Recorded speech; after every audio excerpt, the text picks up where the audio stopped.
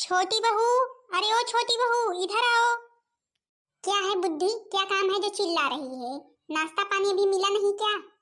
अरे मैं ये कह रही थी बहू, ये तीज आ रही है, तेरे लिए तीज के लिए साड़ी लाई थी, देख ले पसंद है। क्या हुआ सासू मम्मी, आप मुझे बुला रही थी क्या? क्या हुआ सासू मम्मी, आप बुला रही थी क्या? तुम दोनों को नहीं बुला रही थी, अपनी छोटी बहू को बुला रही। छोटी बहू को तीज के लिए साड़ियाँ खरीदी थी, वही सोचा कि बुला करके दिखा दूं, पसंद है कि नहीं पसंद है, ना पसंद हो तो वापस कर दें, दूसरी ले आए। पर सासू मम्मी हमें भी तो तीज रहना है, हमारे लिए साड़ी नहीं लाई। मैंने तुम दोनों का ठेका ले रखा है क्या जो तुम्हारे लिए साड़ी लाऊं? छोटी बहू के लिए केवल लाई हूँ बस। अपने अपने मायके को संदेश दे दो कि तीज के सभी सामान ला करके दे दें तुम दोनों को, तभी रहना तीज। पर सासू मम्मी, अब बार बार हर बार तीज तो रहते हैं, अब हम लोगों के मायके से हर बार तो आएगा नहीं, पहली बार आया था, अब तो हम लोगों को खुद ही खरीद कर सारे सामानों का तीज का व्रत पूरा करना पड़ेगा। छोटी बहू का भाई आया था, उसने सामान के लिए पैसे दिए हैं तो हम लाए हैं सारे सामान को, साड़ी लाए हैं, नहीं तो क्या हम ऐसे थोड़ी न लाते। और तुम दोनों भी अपने अपने मायकों को फोन कर दो, सारा सामान भिजवा दें, दरिद्रो। देखो सासू मम्मी, मुझे इस व्रत पर कोई भी विश्वास नहीं है और मुझे ये सब बिल्कुल भी पसंद नहीं है, दिखावा करना मेरे को पसंद नहीं है, मैं रहना नहीं चाहती हूँ। अरे छोटी बहू सुनो तो पहले, इसको रहने से पति की लंबी उम्र होती है, पति के लिए रहा जाता है, जो कुछ भी शंकर भगवान से मांगोगी वो चीज तुम्हें जरूर मिलेगा। हम लोग इतने मन से रहते हैं, सासू मम्मी हम लोगों के लिए तो कुछ लाती नहीं है और जो रहना नहीं चाहता है उसके लिए सब कुछ ला करके रख देती हैं। आखिर जब छोटी बहू के लिए खरीदा था तो हम लोगों के लिए भी खरीद ली होती। रह लेना बेटी, किसी तरह रह लेना, मेरी बेटी मेरे बेटे के लिए रहेगी ना। ठीक है सासू मम्मी, अब जब तुम इतना कह ही रही हो तो हम तुम्हारा दिल नहीं तोड़ेंगे, रहेंगे व्रत। लेकिन मैं अपना कॉलेज नहीं मिस करूंगी, मैं कॉलेज जरूर जाऊंगी। ठीक है तू कॉलेज चली जाना, दोनों बहुएं हैं, वो सारी व्यवस्था करके रखेंगी, पूजा पाठ की तैयारियां करेंगी, तब तक तू कॉलेज से हो आना। अच्छा सासू मम्मी, हम दोनों मार्केट चले जाएं, आखिर सब कुछ खरीदना भी तो है तीज व्रत के लिए। जब मैंने कह दिया कि फोन कर दो अपने अपने मायके को कि मायके सारा सामान भिजवा दे, तो जरूरी है तुम लोगों का मार्केट जाना। मार्केट जाने की किसी की जरूरत नहीं है, मेरी छोटी बहू पैसा कमाती है, मेरा छोटा बेटा पैसा कमाता है, ना ही तुम दोनों किसी काम की हो, ना ही तुम दोनों के आदमी किसी काम के हैं। सासू मम्मी आप ऐसा क्यों कह रही हैं?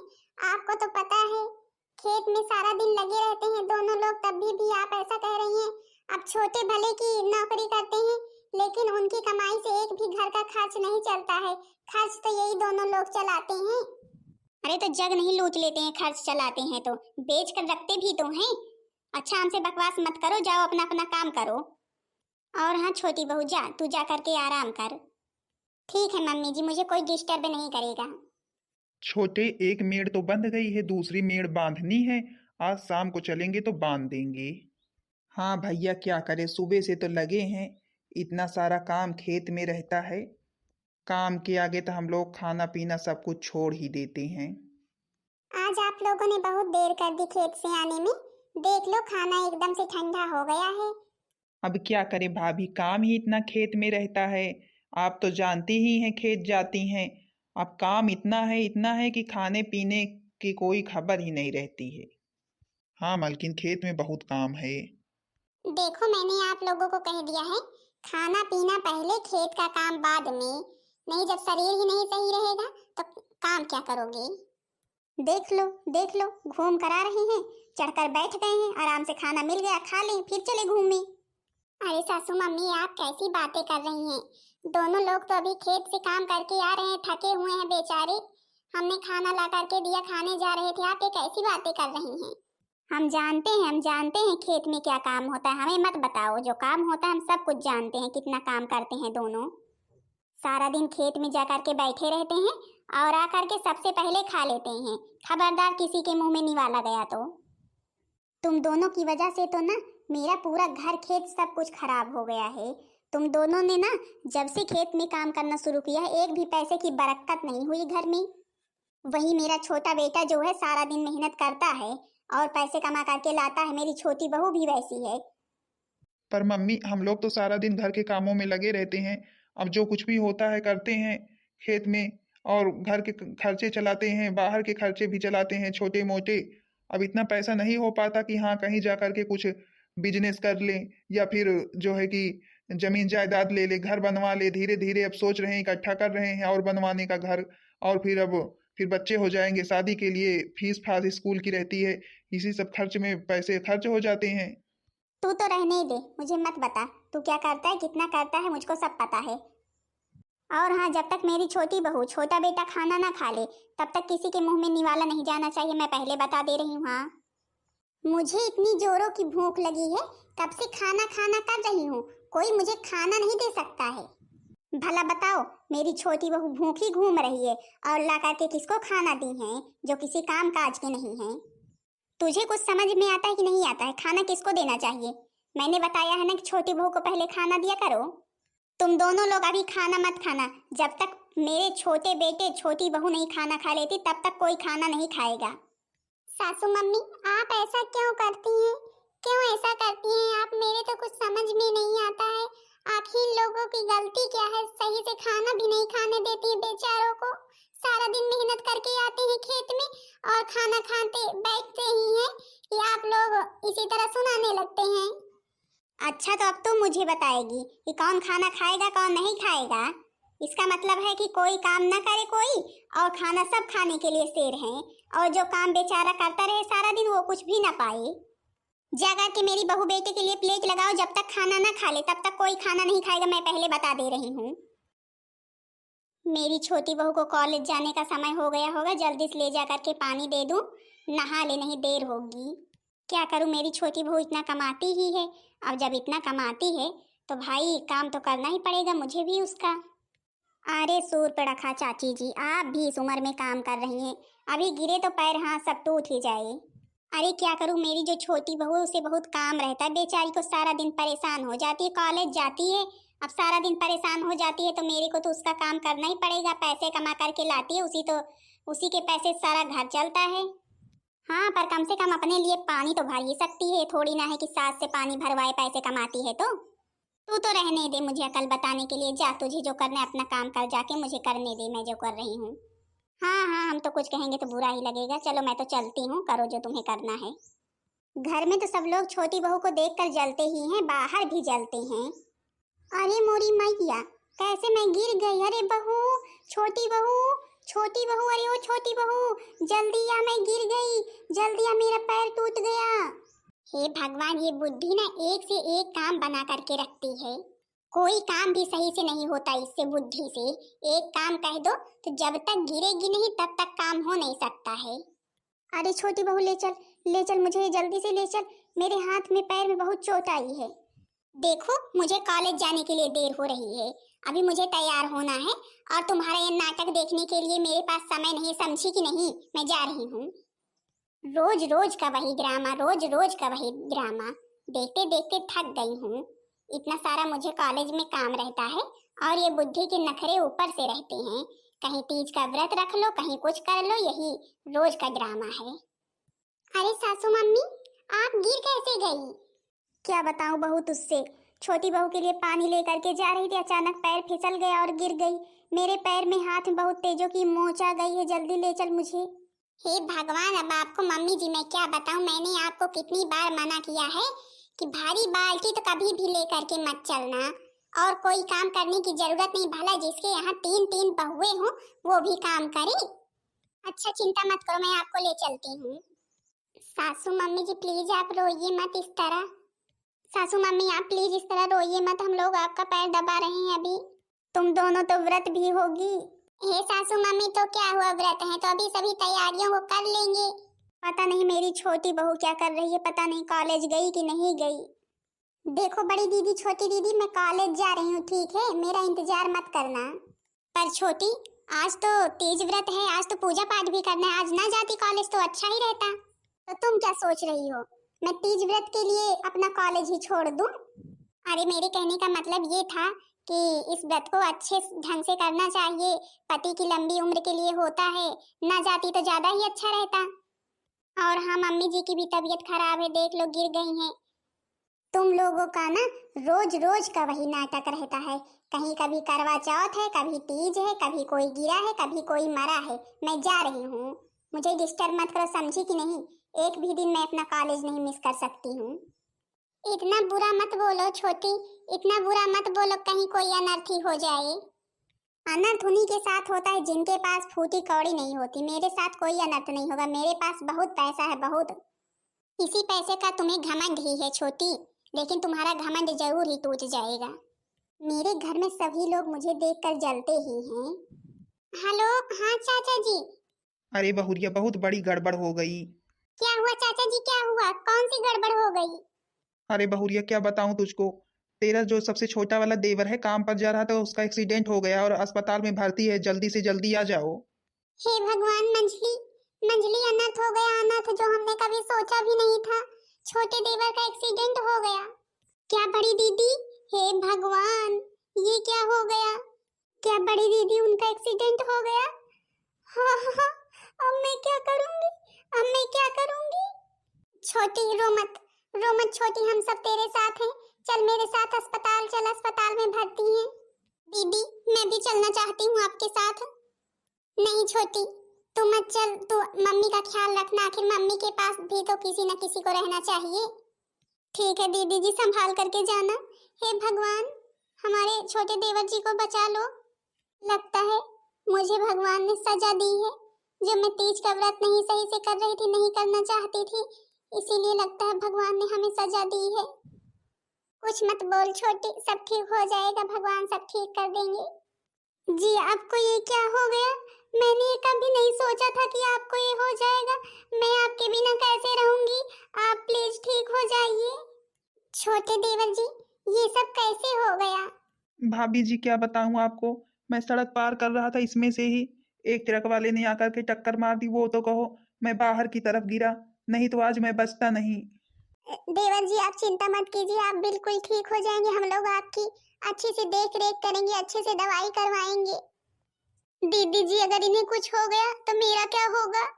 छोटी, तू चिंता मत कर, तू चिंता मत कर, कुछ नहीं होगा देवर जी को, हम लोग तेरे साथ हैं सदैव। जी, आप लोग कौन हैं? इनके घर से आए हैं? हाँ डॉक्टर साहब, ये हमारे पति हैं, आप इन्हें ठीक कर दीजिए प्लीज। देखिए, आप लोगों को इनकी चिंता करने की कोई ज़रूरत नहीं है। हमने इन्हें दवा दे दी है और कुछ दवाएं अभी दे देंगे। ले जा करके इनको खिला देना, ये बिल्कुल ठीक हो जाएंगे। और हाँ, पैर में थोड़ी सी मोच आ गई है, वहीं पर पट्टी करनी है। आप हम बता देंगे, आप आ करके करवा लेंगी पट्टी, ठीक है? ठीक है डॉक्टर साहब, हम आपका कहना समझ गए। हे भोलेनाथ, आपकी कृपा से आज हमारे देवर जी अच्छे हैं। दीदी जी, मुझे मेरी गलती का एहसास हो गया जो मैंने की है। अब मुझे सब कुछ पता चल गया है, पतिव्रत धर्म का पालन कितना करना चाहिए। अब मैं भी हर व्रत आपकी तरह रखूंगी, आपकी तरह पूजा पाठ करूंगी। हाँ छोटी, तीज का व्रत बहुत अच्छे ढंग से करना चाहिए। भोलेनाथ की कृपा बहुत बरसती है सब पर। डॉक्टर साहब, हम अपने देवर जी को घर ले जा सकते हैं? हाँ हाँ, ले जाइए, दवाएं ले लीजिए बस। मेरी मंजली ने तो अच्छी सजावट की है पूजा के लिए, मैं तैयार होकर के आती हूँ। इन दोनों को मैंने पहले ही बता दिया था कि जल्दी से तैयार होकर के आ जाओ, लेकिन अभी पता नहीं क्या कर रही हैं। मैं भी तैयार होकर के आ गई दीदी, अभी मंजली दीदी पता नहीं क्या कर रही हैं। दीदी जी, मैं भी आपके यहाँ पूजा करना चाहती हूँ। अरे तो क्या हुआ, भगवान की पूजा सबके साथ मिलकर करो। भोलेनाथ की कृपा से मेरा सुहाग आज बहुत दिनों के लिए बच गया। चलो बड़ी जीजी, आप ही शुरू करो। तीज का व्रत हम लोग अपने अपने पति की लंबी उम्र के लिए रखते हैं। अब चलो भोलेनाथ की आरती करते हैं। तीज का व्रत बड़ा भावन तो बहुते लुभावन तो बड़ा मन भावनी हो। सखिया सीता जी कैली तीज व्रतिया तो गौरा मनावई चली हो। सखिया सीता जी कैली बरतिया